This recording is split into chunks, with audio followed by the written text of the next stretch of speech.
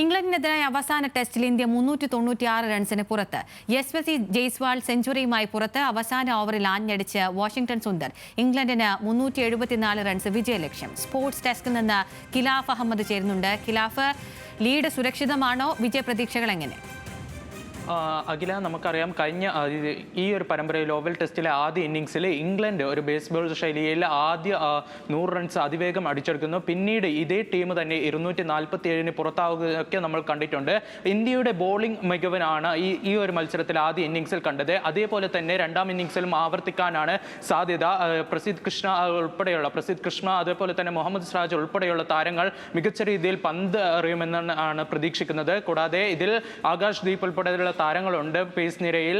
ഇതിൽ നമ്മൾ എടുത്തു പറയേണ്ടത് ഈ ഇന്ത്യയുടെ രണ്ടാം ഇന്നിങ്സിൽ വരികയാണെങ്കിൽ അവസാന ഓവറുകളിൽ ആഞ്ഞടിച്ച വാഷിംഗ്ടൺ സുന്ദറിന്റെ മികച്ച ഒരു പ്രകടനമാണ് കാഴ്ചവെച്ചത്. കാരണം താരം അർദ്ധ സെഞ്ചുറിയും തികച്ചാണ് പുറത്തായത്. കൂടാതെ രവീന്ദ്ര ജഡേജ അതേപോലെ തന്നെ ആകാശ് ദീപ ഉൾപ്പെടെയുള്ള താരങ്ങൾ മികച്ച പ്രകടനം കാഴ്ചവെച്ചു. കൂടാതെ യശസ്വി ജയ്സ്വാൾ തന്റെ കരിയറിലെ 6ാം സെഞ്ചുറിയും ഈ ഒരു മത്സരത്തിൽ തികച്ചു.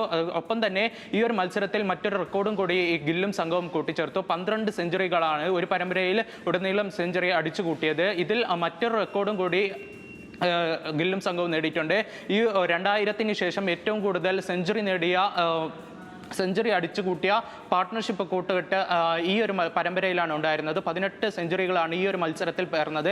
നേരത്തെ ഓസ്ട്രേലിയ ഇന്ത്യയും തമ്മിലുള്ള 2003-4 കാലഘട്ടത്തിലെ സെഞ്ചുറി കൂട്ടുകെട്ടാണ് പിന്നിലാക്കിയത്. എന്തായാലും ഇപ്പോൾ മറുപടി ബാറ്റിങ്ങിന് ഇറങ്ങിയ ഇംഗ്ലണ്ട് ഇപ്പോൾ 27 റൺസിന് വിക്കറ്റുകളൊന്നും നഷ്ടമാകാതെ തുടരുകയാണ്.